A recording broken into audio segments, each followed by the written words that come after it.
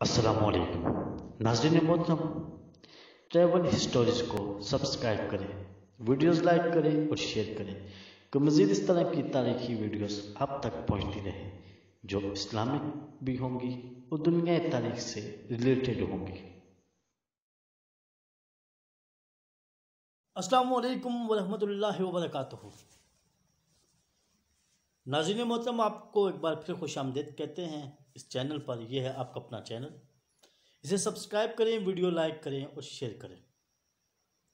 नाज़रीन मोहतरम, आज हमने रूटीन से हट के एक वीडियो बनाने का सोचा है। इस वीडियो में शेर शाह सूरी रहमतुल्लाह अलैह और मोहम्मद बिन कासिम रहमतुल्लाह अलैह का जिक्र किया जाएगा।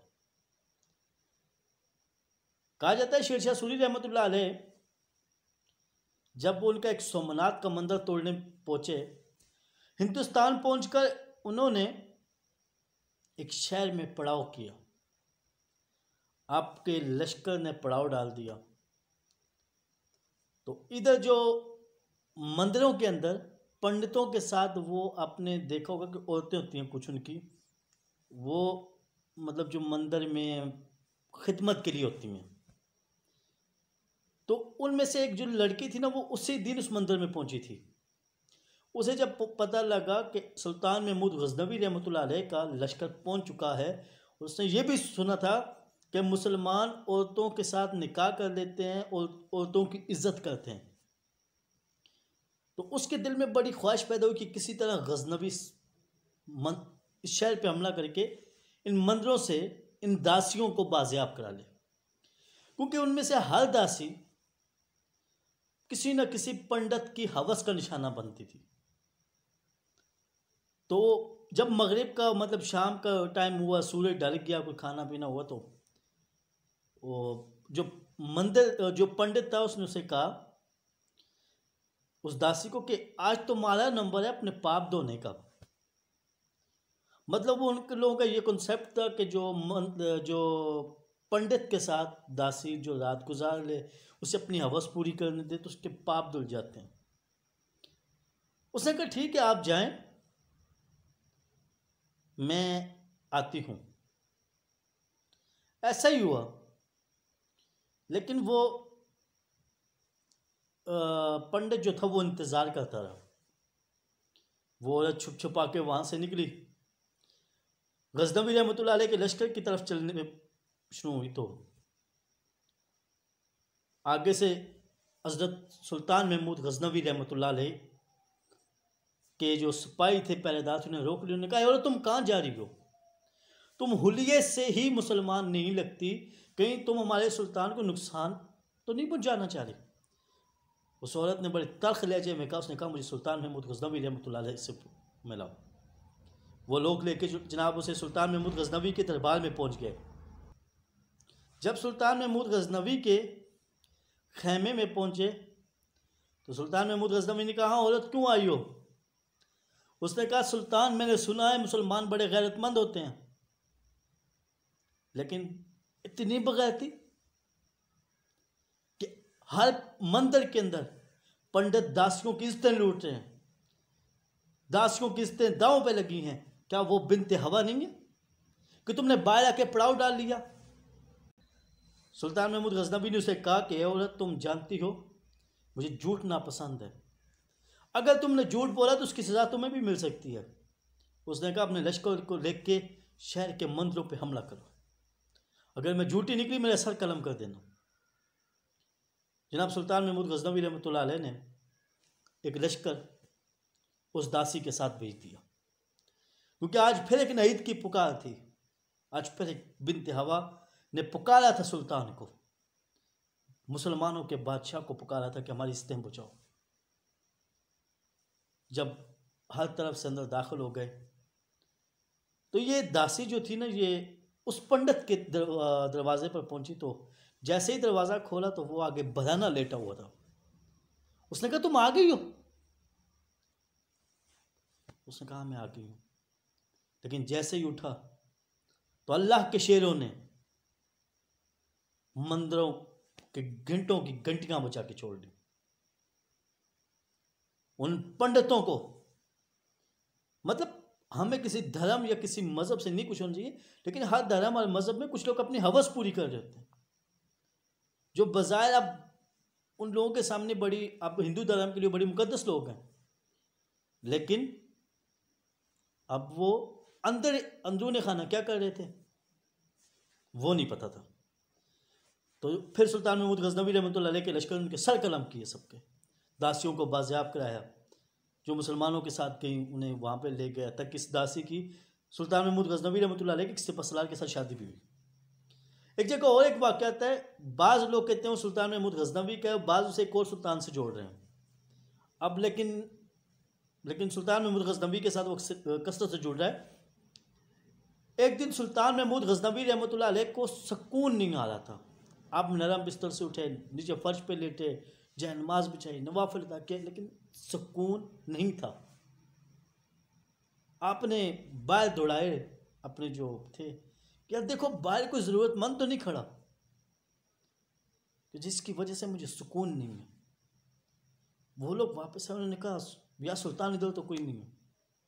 सुल्तान महमूद गजनवी रहमतुल्लाह अलैह ने खुद बाहर निकले तो देखा कि साथ जो मस्जिद जुड़ी थी वहाँ पे एक शख्स बैठ के रो रहा था कि अर्श के बादशाह, इस शहर के शहंशाह को भी जगा दे, मैं जुल्म का शिकार हो रहा हूँ, मेरी इज्जत लुट रही है, मेरी बीवी दाव पे लगी है। और सुल्तान महमूद गजनवी ने कहा इंसान तू जगाने की बात कर रहा है, मैं तेरी वजह से सो ही नहीं पा रहा, मुझे सुकून नहीं आ रहा, बता मसला क्या है। उसने कहा सुल्तान एक शख्स आता है जो मुझे ये बताता है कि वो तुम्हारा करीबी है, वो हर रोज़ आता है और मेरी बीवी की इज्जत लूटता है, मुझे बाहर निकाल देता है, ये कभी मेरे सामने मेरी बीवी के साथ सोने की कोशिश करता है। सुल्तान मैं बहुत तंग हूँ। सुल्तान उसे माल में लेके आया, उसने कहा बात सुन, कल जब वो आए तुम बिला झिझक इस घर में आ जाना। उसने अपने दरबानों से कहा कि ये शख्स जब कल आए इसे रोकना मत। गैरतमंद थे बादशाह, हमारे हाकिम गैरतमंद थे। जैसे ही दूसरे दिन वो शख्स आया, सुल्तान ने चिराग उसके घर पहुंचा, चिराग बुझा दिए और बस सर कलम कर दिया। जब कत्ल हो चुका, चिराग जले, उसने चेहरा देखो तो उसने अल्हम्दुलिल्लाह पढ़ा सुल्तान महमूद गजनवी ने। अब उस शख्स ने 3 सवाल किए, क्योंकि पहला काम जैसे ही कत्ल किया, अल्हम्दुलिल्लाह पढ़ा, चिराग जलाए, सुल्तान महमूद गजनवी ने रोटी मांगी। उस शख्स ने कहा वो तो कुछ नहीं, एक सूखी रोटी पड़ी है। सुल्तान महमूद गजनवी ने वो रोटी लेके खाई। उसे जब इन 4 वजहों का पूछा कि आपने रोटी क्यों मांगी, आपने अल्हम्दुलिल्लाह का क्यों कहा, चिराग क्यों बुझाए, उसने सुल्तान महमूद गजनवी ने कहा शख्स सुन, जब से कल से तू परेशानी में मेरे पास आया, मैंने उस वक्त से ना अभी तक एक लुकमा खाना खाया और ना एक घूंट पानी पिया है। चिराग इसलिए बुझाए कि कहीं मुझे मेरा अपना देख के तरस ना आ जाए। चेहरे से इसलिए पर्दा उठा के अल्हम्दुलिल्लाह पड़ी कि मैं सोच रहा था कि मेरा बेटा ना हो, लेकिन अगर आज गजनवी का बेटा होता उसका भी यही अंजाम होता। ये एक आदिल और एक मुनसिफ बादशाह की दास्तान थी।